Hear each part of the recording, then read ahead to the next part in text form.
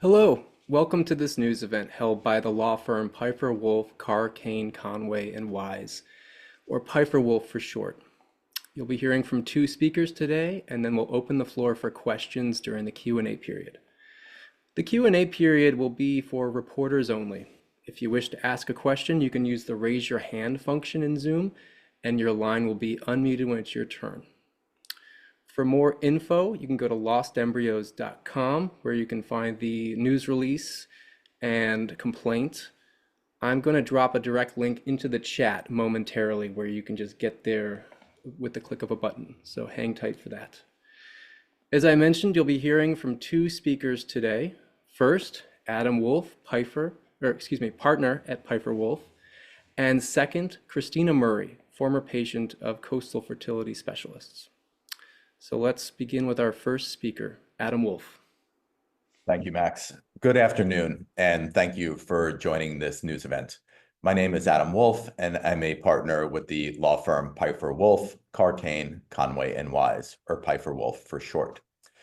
Today, we filed a lawsuit on behalf of Christina Murray against Coastal Fertility Specialists for mixing up her embryo during implantation, resulting in her carrying and giving birth to another couple's biological child. In a moment, you'll hear from Christina. But first, I'd like to provide some background information about the lawsuit. Christina went to Coastal Fertility Specialists for IVF services to start her family. She actually chose the clinic in part because of its reassuring messages on its website, including, quote, "There is no safer place for your embryos," unquote. Christina selected a sperm donor who resembled her. He was white with dirty blonde hair and blue eyes. The next several months for Christina were grueling. They were filled with medical tests, drugs to stimulate ovulation, injections, follow-up exams, and blood tests. Christina sometimes had to give herself multiple injections per day. The egg retrieval surgery was painful, but it was for an important end goal.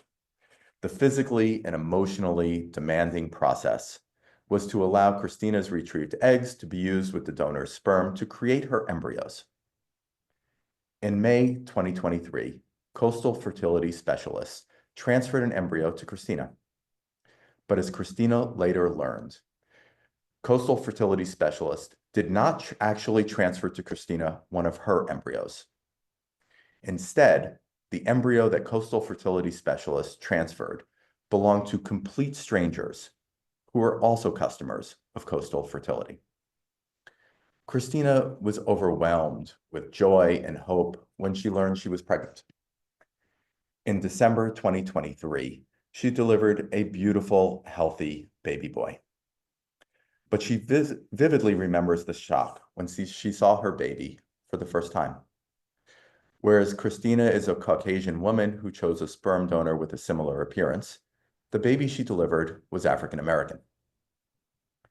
It was clear to Christina that Coastal Fertility Specialist had made an unimaginable error. To be clear, Christina had no issues or concerns with the baby's race, other than the fact that it indicated that she was not biologically related to her child. Instead of excitement or joy, Christina's stay in the hospital was dominated by confusion and fear. But like any other mother, Christina fell in love with her baby.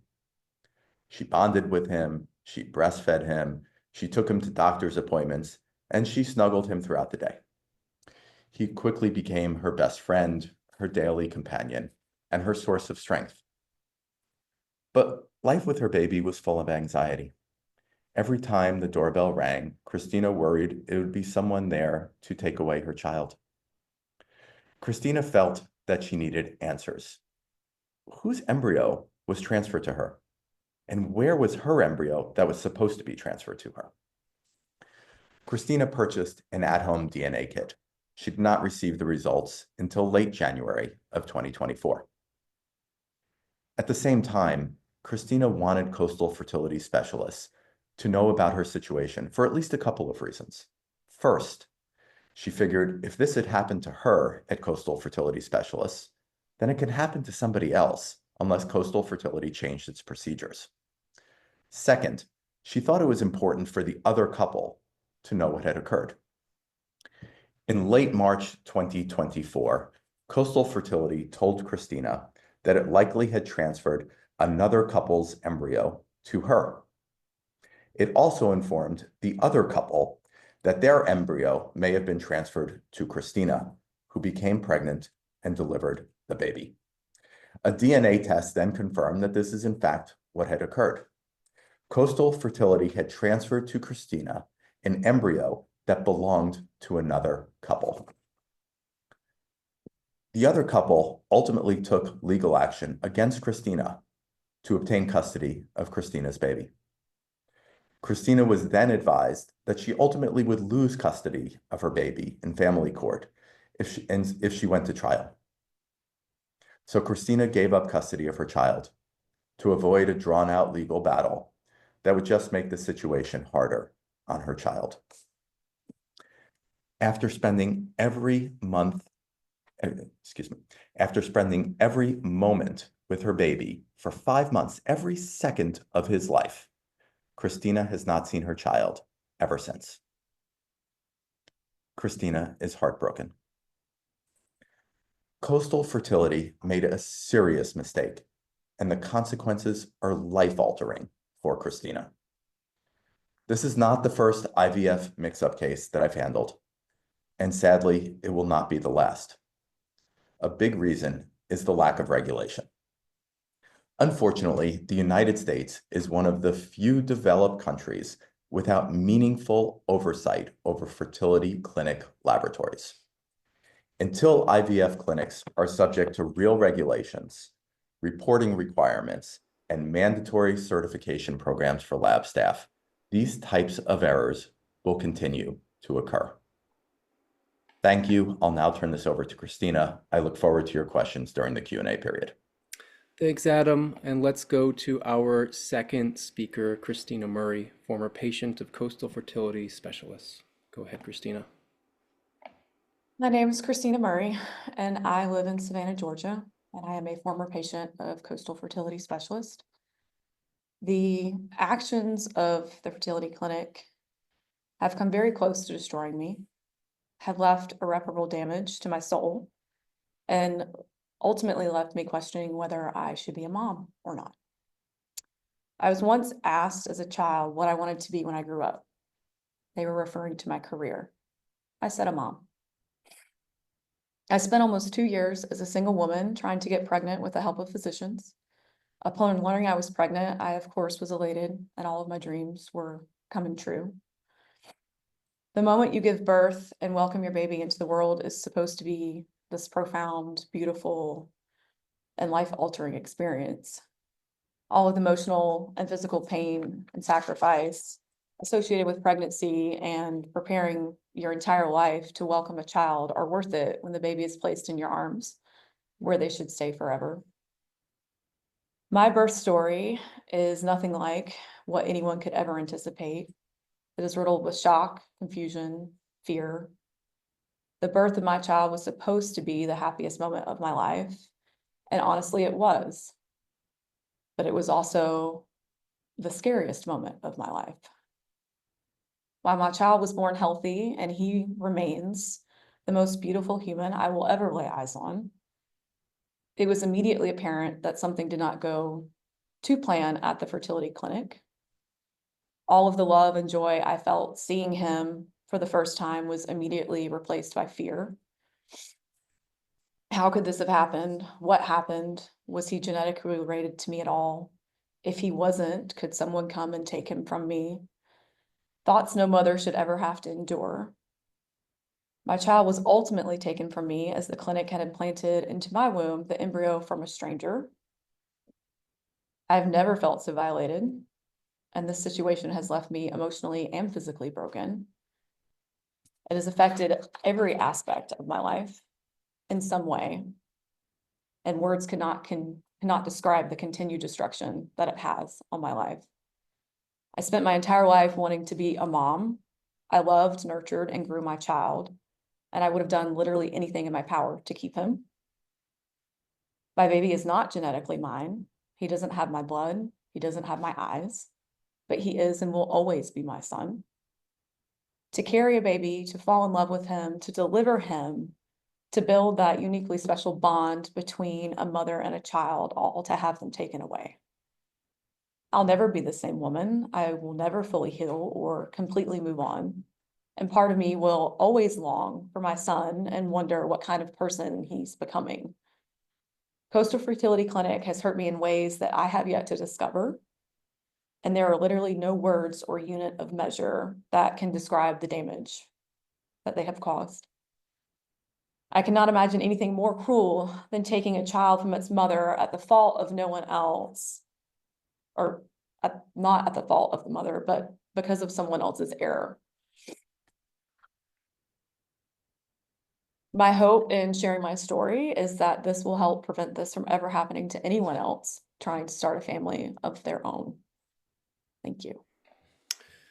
Thank you. Again, that was Christina Murray, and that takes us to the Q&A portion of the call. If you wish to ask a question, you can use the raise your hand function, and your line will be unmuted when it's your turn to ask a question.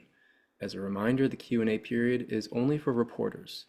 If you're having any issues with the raise your hand function or your audio, there's also a text-based Q&A box at the bottom of the Zoom console where you can type a question into. And we're going to go ahead and take our first question. It's coming from Jonathan Edwards at the Washington Post. Jonathan, go ahead and unmute yourself. Hi. Thank you, Christina. Thank you, Adam. Christina, I'm so sorry you've had to go through all of this, and thanks for speaking. I just had a couple of detailed questions, if I may. How old are you? I'm 38. And when did you first contract with CFS? I had my son in 23. I believe it was the end. It was either end of 22 or the beginning of 23.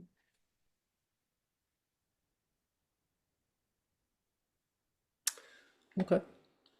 Thank you, Jonathan. If you want to ask a follow-up question, just jump back in the queue. Our next question is from Tom Corwin at the Charleston Post and Courier. Tom, go ahead and unmute yourself.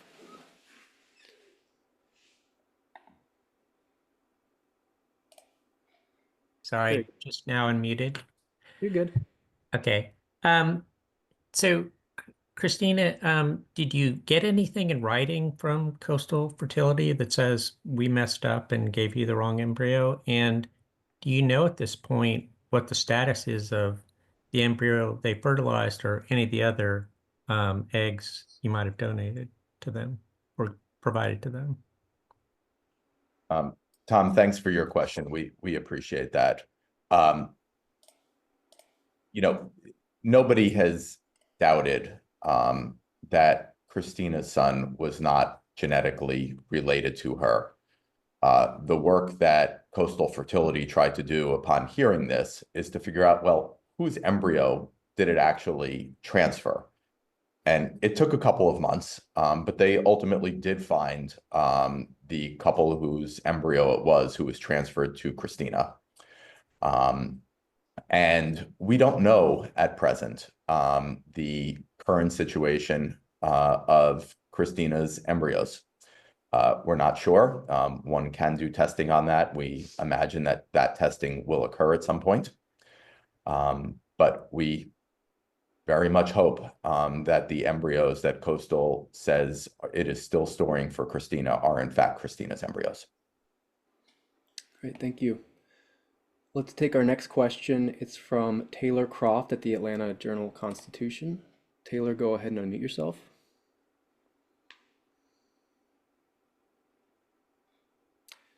You look like you're unmuted, Taylor, but we can't hear you yet.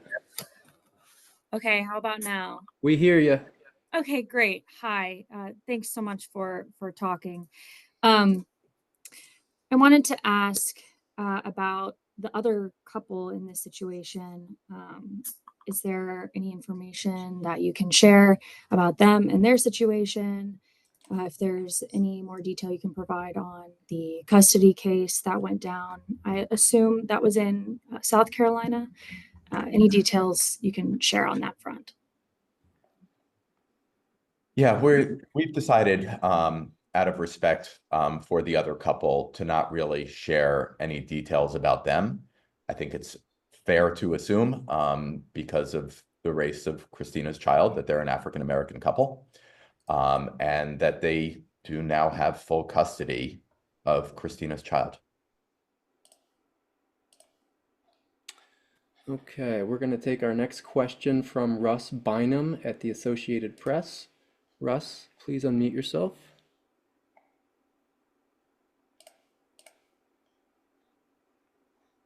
Russ, you look like you're unmuted. There we go.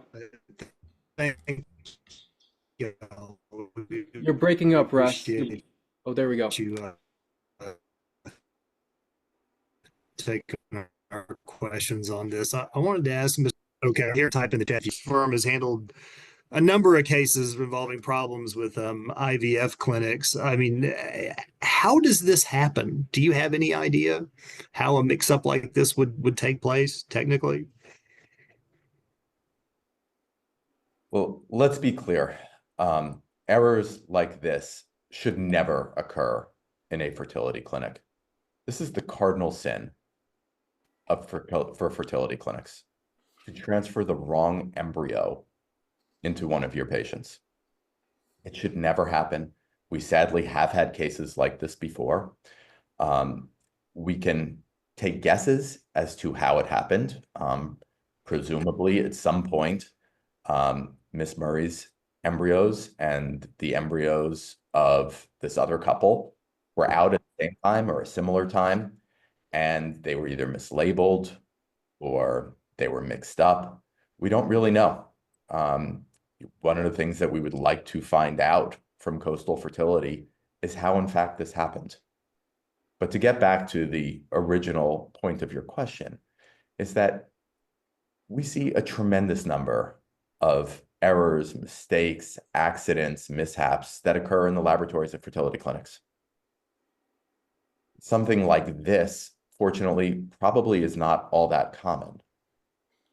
But my firm has represented more than 1,000 people against their fertility clinics for things like dropping people's embryos on the ground, for mixing up the embryos, for creating embryos with the wrong sperm or the wrong eggs, freezers malfunctioning and there being no backup, alarms not on the freezers.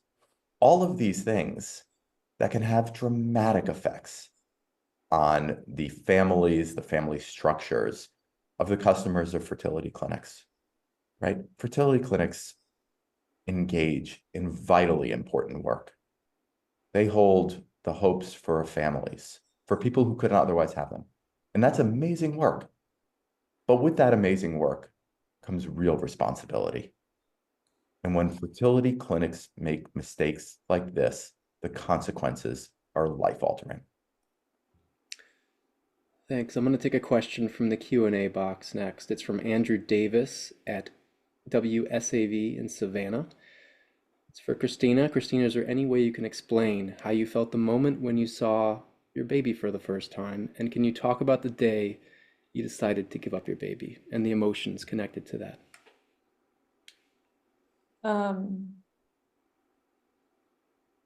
So the first time I saw my son, like any mom, he was beautiful and literally the best thing I'd ever seen. But it was also immediately apparent that he was African American. I would like to say my first thought is he's beautiful. My second thought was, what happened? Did they mess up the embryo or did they mess up the sperm? And if they messed up the embryo, can someone take my son? That was all within the course of the first 10 or 15 seconds of me seeing him. My immediate thoughts. As far as me giving him up, I had no legal rights to him as he is not genetically mine. And rather than try to draw this process out and make it harder on me and make it harder on him, I chose to not fight the system and just willingly let him go. I obviously would have kept him forever if I could have, and I would have done anything to have done that.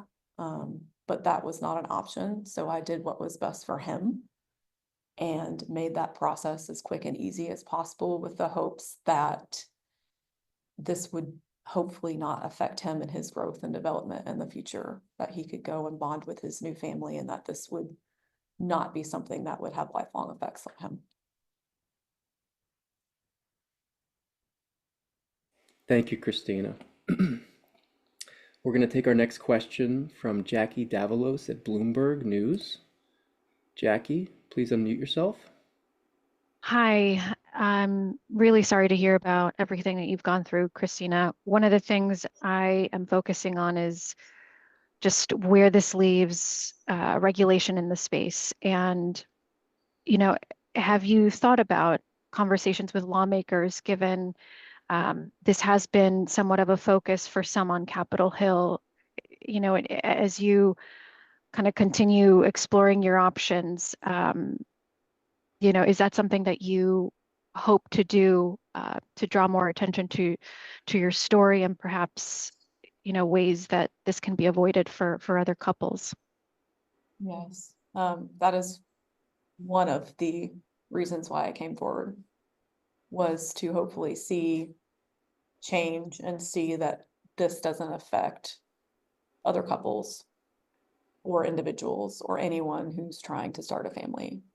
Hopefully there will be more regulations and better policy and procedure at clinics and safety checks and hard stops that can prevent errors like this happening in the future.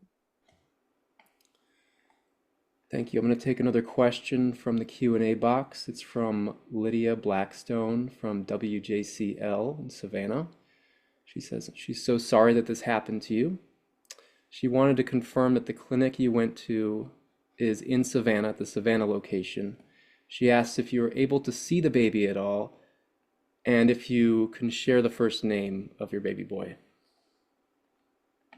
So we can just confirming Savannah, and then are you able to see the baby at all? So yes, I originally signed up to see or to have treatment in Savannah. It is a satellite office, so there is care that is done in South Carolina as well. And that is where their embryo lab is. So I did travel to South Carolina some. I'm sorry, what was the other question? Are you able to see the baby at all? I am not. Okay. I'm left kind of up to his parents, and that has not been presented to me. So Thank you. We'll take our next question from Julia Pugachevsky at Business Insider. Go ahead and unmute yourself, Julia. Hi. I wanted to say thank you, Christina. Thank you, Adam. Christina, I'm so sorry you went through this and continue to go through this. If I may ask, did you contact the clinic at some point before March 2024? And how did the clinic suspect that it made an error in transferring the wrong embryo? Apologies if this has been covered already. That's all right, Julia. Thanks for the question. Thanks to everybody for your questions.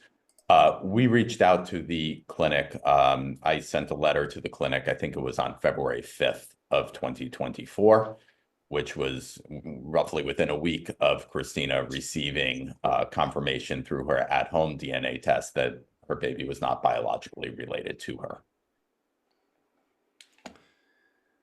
Thank you. We're going to go to a follow-up question from Jonathan Edwards at the Washington Post. Jonathan, please unmute yourself. Hi, thanks again. If you guys have the details, Christina, when was your egg retrieval surgery? And I know the complaint, it talks a little bit about, kind of the hormone treatment therapy that you went through and the daily injections. What span of time did that occur leading up to the surgery?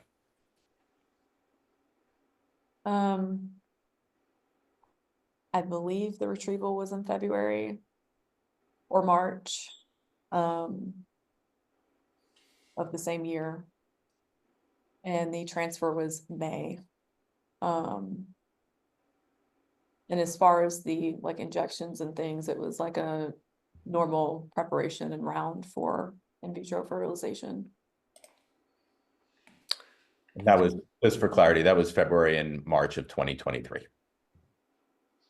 Thank you. Let's go to our next question. It's from Emily Durant at ABC News 4 in Charleston. Emily, go ahead. Unmute yourself, please. Thanks so much for sharing your story.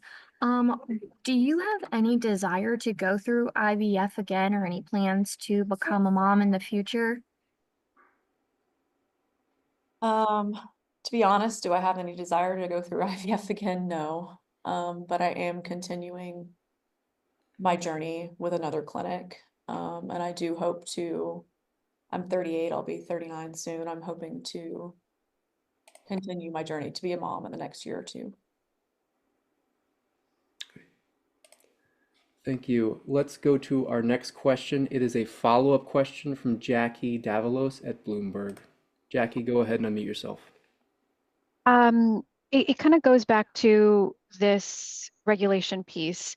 One of the things that I've heard from folks in the industry, doctors and other professionals, is that they're afraid that these sorts of stories end up amplifying efforts to actually restrict IVF access. And just given, what this has meant for you personally, how do you view those fears? Because as I've reported on this industry, it seems like there is quite a reticence among the field to really open itself up to report errors, to have the right certification in place, because they're afraid if that power lands in the wrong hands, or what they perceive to be more conservative minded folks, that might actually restrict access. But you've seen this personally. What would you say to those people who are perhaps resisting regulation? If I understand correctly, you're saying that coming forward and trying to further regulation for safety may inhibit access to fertility.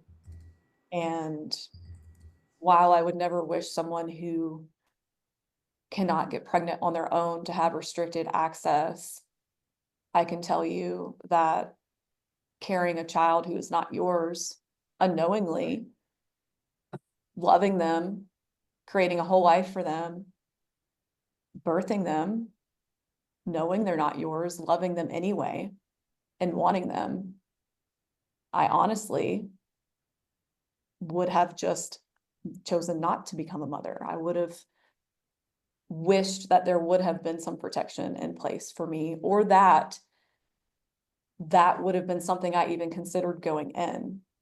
I considered the consequences of IVF going in. I considered bleeding. I considered infection. I considered sterility. I considered death. I considered all of the potential consequences of what might happen if I went through in vitro fertilization.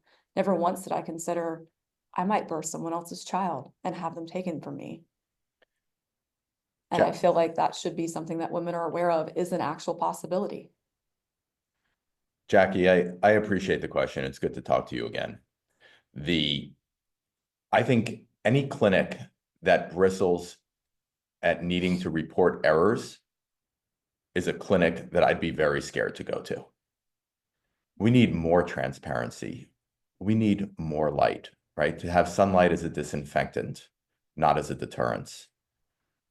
If a clinic is so scared that reporting its errors will be a problem, that clinic should really look inward, not outward. Thank you. As a reminder, if anybody wants to ask a question, you can use the raise your hand function and we'll unmute you and give you an opportunity to ask your question. And if the raise your hand function isn't working or anything like that, we have a text-based Q&A box as well. All right, it looks like we do have a follow-up from Taylor Croft at the Atlanta Journal-Constitution. Go ahead, Taylor.